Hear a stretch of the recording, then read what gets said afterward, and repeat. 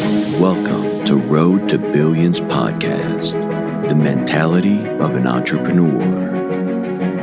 With your host, Moise Bertrand.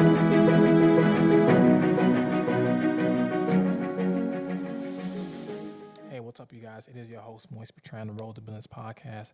It's been an amazing journey, you guys, and I appreciate every last one of you guys for listening and tuning in, of course, on the podcast, rating, reviewing, all my new listeners, man. Welcome back. And once again, hey, for the first time, if you are a new listener, but most importantly, give you guys a pat on the back because you guys are doing this because you guys want to learn some information. And that's why I try to put this information out of here, just for you guys to have an encyclopedia or a directory, as I want to call it, of things to look back on and listen to if you need some help in any areas of business, because I like to be transparent and I like to tell people the realness. You get me?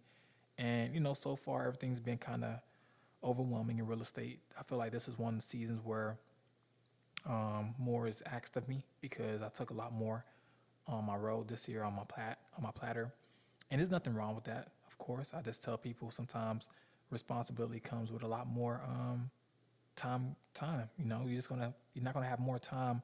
You're not gonna have time for yourself as much as you would if you weren't responsible over a lot of people. So at the moment, I have around like 10 people under my supervision right now that I'm, of course, under my payroll. I pay them contractors, electricians, cleaners, landscape crew. And, of course, I have multiple projects that I'm working on at the same time, just for everybody to understand, like, bro, I'm just one person working on these things. But I like to encourage people, don't get discouraged, when I say these things are like overwhelming, because I'm in love with real estate. I'm in love with the everyday, I'm not gonna say everyday struggle because it's not a struggle, but everyday case. Every day is something different. Every month is something different, and it's nothing negative to look towards. It is something to be prepared for. It makes you work harder because you got to have things in order to make sure you're successfully in and out the deal. But I don't want to talk too much about that. I want to talk about real estate investing outside the country because as you guys know, as you guys don't know, if you guys don't know already, I love to travel, man. I've been getting to travel lately, and I've been putting my coins away a little bit just to make sure I get my tickets and all that good stuff, because I wanna see the world and really explore the different parts of the world that we were hidden from. It's a difference when you're actually there, when they talk about, hey, this side of the country is going through this, or this side of the country has this, and you're actually in that country, living, experiencing it. You give me as a real big difference in what we see, what we hear, and what we actually experience. Two different things.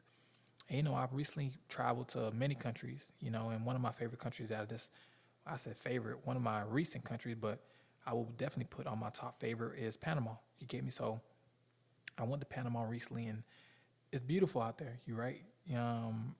Right? And I kind of thought to myself, well, it's very inexpensive in Panama and these other places. What is the housing out here like, right? So I went ahead and I started asking some questions around, right? And I did the same thing in Colombia, the same thing in Cancun. And, my whole goal is to understand the socioeconomic stages and different brackets and different, you know, places, what everything is worth in different places. So, and here in America, typically $100,000, that's what you would just say is kind of almost getting comfortable. Now they're saying you need 250 to get comfortable. I'm gonna say 100,000. If you ain't running through no damn money for real, that's more than enough. You feel me? So you should be good at 100 bands a month. 100 bands a year. Other countries like Panama or Colombia, these countries, this 100,000 is literally $1 million in their country, probably more, right? And you got to think about it. You got to think about the buying power that you may have that you may not have over here. So you got to explore your options, because I know a lot of people, we talk about real estate over here, right? And real estate is very expensive. As you guys can see, they're building more rental properties and apartments and townhomes than single family homes. We have a shortage already. So what they're doing is now they're like, you know what? People aren't comfortable enough to purchase this by themselves, or even own the land and buy the land and all that good stuff. So you know what? We're going to make a cul-de-sac full of rentals. These people are going to rent for the rest of their life. And they're not going to notice it. They're just going to keep renting. And then every year the market is going to keep getting out of control. And when you go to these other countries, you understand that your wage that you're making here is definitely better than anybody who's in any of these other countries. For most countries, you get me? Not every country. Some countries you're gonna have to look. You still got some competition. You feel me? With people having the same amount of money over here, but you got these third world countries where, you know, everything that you spend over there is literally looked upon like a grace, a blessing. And Airbnbs out there, single family homes are one of the places to really look. But I encourage everybody to actually check out the Airbnb ways or the short term rental houses that you can actually buy out there, because most of these places don't take credit. You get me? So, you know, when I was talking to my homeboy the other day, he was pretty much concerned about his credit. And I was like, you know, these countries don't take credit. They need proof of income. And of course, you got to establish a business over there. But it ain't nothing too serious that you can't do. Right. So he was like, okay, cool. How do I even get started? I was like, well, you got to go to the country first. You feel me? Because you got to understand, is this an environment you okay with coming back to? Because that's another thing as well, you guys. Yes, out of state, out of the country investing is very lucrative. You know, I know people who do it in several countries, and they do it through Airbnb, nothing else, right? Airbnb is what they say is the bread and butter, because you got low maintenance fees, you got low cleaning fees, and there's other ways to get the materials and supplies for cheap, right? So when you're investing these out of state, out of the country places, you have to be very familiar with the way they operate out there as well. And are you comfortable going out there? Because you just don't want to go to Colombia one time and have an Airbnb out there and be like, okay, I'm not going back out there again because I heard it's dangerous. You was there already. You feel me? You was there already. And I feel like you're not going to really find danger unless you come across it, unless you're looking for it, unless you manifest it. Because if you're walking around thinking that the first thing that you see or come across is going to hurt you in the street or in a whole nother country, that might manifest into a bigger issue. You may not be hurt, but you may come across an inconvenience, like someone will try to scam you or might steal from you. And, you know, things just happen in ways people may not expect. But I'm always telling people also be aware and be safe. You know, just be aware of your surroundings. But don't go looking thinking that's going to be the first thing that's going to happen to you, because, you know, these tourist countries, they understand that we're coming in, right? They understand that Americans are coming in, or whoever's coming into their country is bringing money, is bringing tourism, is creating businesses and allowing businesses to continue to thrive. And without us, there's not really no tourism, right? So they have to at least have some type of precaution in these countries. And that's why it's so imperative just to not go wandering off, right? So you wouldn't invest in Airbnb that's in the hood in these other countries, because it wouldn't make sense. You wouldn't go there. So why would you rent a house there if it's cheap as hell? It doesn't matter how cheap it is. You wouldn't go there, right? So you obviously want to go to the places where people are populated, where it's looking nice. The same regimen and sauce that you could be doing here in U.S., you could do the same thing over there. And I tell people all the time, it's not hard. You know, as long as you're diligent, as long as you understand that, you know, management is the key to Airbnb success, you'll forever be great. You get me? And you can't just fall behind on like what other people want you to think that is possible. Oh, you sure you're going to invest out there, bro? You sure you're not going to get robbed? You sure this thing not going to break? How you going to? You don't want to fall behind and let people keep moving forward in life. And, you know, they're trying out their everything. They're throwing shit at the wall, and you scared to try one little thing that you might lose money, you might get rich off of it. You don't know until you try. And I try to let people know, like, you don't have to do it outside the country first. You know, go ask questions. You know, go ask somebody who's an Airbnb host in that country. You know, that's what I was doing. You know, I was DMing the hosts back in these countries. I'm like, how did you start this? You know, really getting information, thinking outside the box. And, you know, sometimes people don't understand this, but money talks, bullshit walks. So if you tell somebody, listen, teach me how to do this, they're not going to automatically teach you. Hey, teach me how to do this. I'm going to send you $500. You think that person not going to change the way they talk to you? You think that person not going to show you the ropes? Because they understand, these countries like Colombia, Venezuela, Honduras, Cuba, Puerto Rico, these countries are vast. These countries are huge. And it's imperative that we take advantage of the market that's allowing us to eat out there. You know, if you see an opportunity, you should take advantage of it, especially if you're doing it for a good cause. It's not like you're going out there committing any illegal activity or selling drugs. You're going out there to actually increase tourism. You're actually adding to the hospitality, because you're giving cleaners and giving everybody an opportunity to make some money, let alone, you know, the place you're renting is making money as well. So take everything in consideration, you know. Like I said, you just there just to provide an income for yourself, but you're also doing a mutualistic effect. And I feel like you'll have a lot of success if you take the same formula and you do it in other countries, because there's other countries out there that is in need of people coming in and investors and, different businessmen that want to come in and businesswomen and help out the country. You get me? And I feel like it's very beneficial when you actually explore the world, because you have a different respect for the people who come from these countries and now live here, or those people who live over there now. Because, it's different. It's different respect levels in all different countries, but the respect is foundational, if that makes sense. Thank you, please, yes. And, I say respect is different in all countries because, I hear in different countries, if you don't smack or something, I don't know what country it is, but if you don't smack while eating, it means the food isn't good. But here it means you're being disrespectful. So I don't know what country that is, but it was definitely something I heard. And don't look people in the eye or some shit like that. It's just a lot, but the foundational respect is please, thank you, yes, no. You get me? Understanding that that's universal. Understanding that somebody's going to understand the handshake, somebody's going to understand the hug, and somebody is definitely going to understand moolah, money. And, once you have, respect and money involved, you definitely could go far in life. Once you have understanding and transparency, people are going to definitely gravitate towards you, and your business is forever going to keep continuing to grow. You get me? You're not going to ever feel like you're in shambles of nothing. So I try to tell people, man, work hard on yourself so you can be better for the future you. Don't fall behind on what people think is possible, what's not possible, because like I said, you have all these beautiful countries that we visit, that people travel to all the time. Why not get a little bit of extra income in your pocket? And you don't have to do it by yourself. Mind you, I'm a big supporter of like group economics. I'm a big supporter of working with your friends. I'm a big supporter of pulling another person up and we all putting together the money and take care of the business. You get me? And once people understand that there's a lot more to it than making money by yourself, you got to understand that you're going to be a lot happier helping everybody else out in the process. You don't want to make money by yourself and look around and there's nobody to share with, or, no one's benefiting from your hard work, because you want someone to obviously show that you're working hard by their life. You have kids, you could just put them in nice clothes, nice cars. That's the resemblance of the father and mother putting the hard work in. And you want to plant that seed now, because you don't know where it's going to take you in the next 5-10 years. We don't know how the economy is going to change in the United States. You might not want to live here no more. You might want to automatically go there.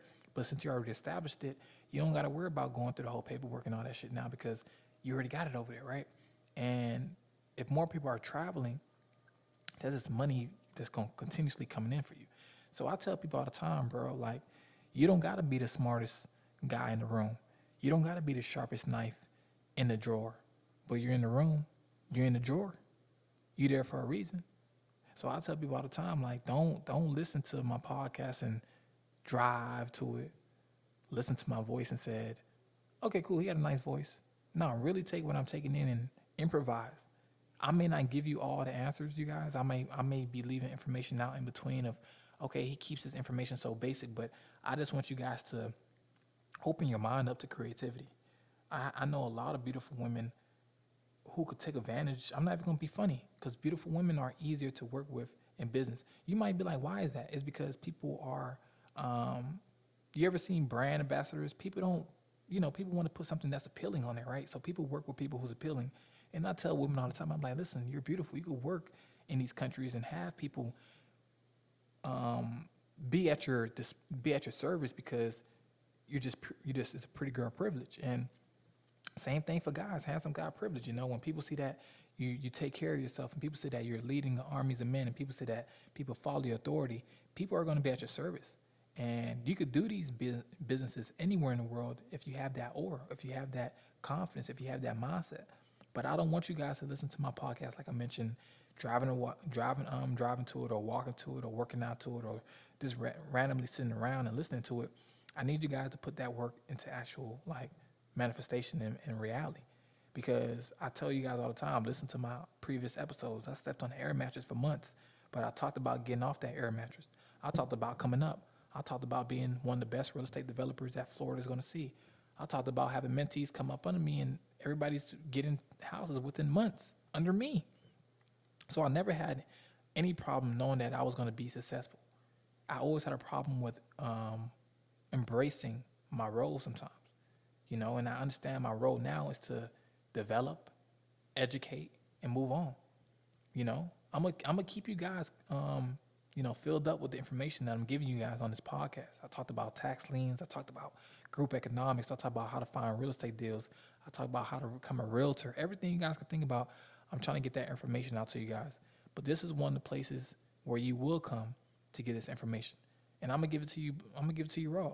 This shit is not easy, but it is gonna weed out a lot of people who want to go out there and get it for themselves, because people complain about their job all the time about not getting paid, but you're not doing the shit thing about it.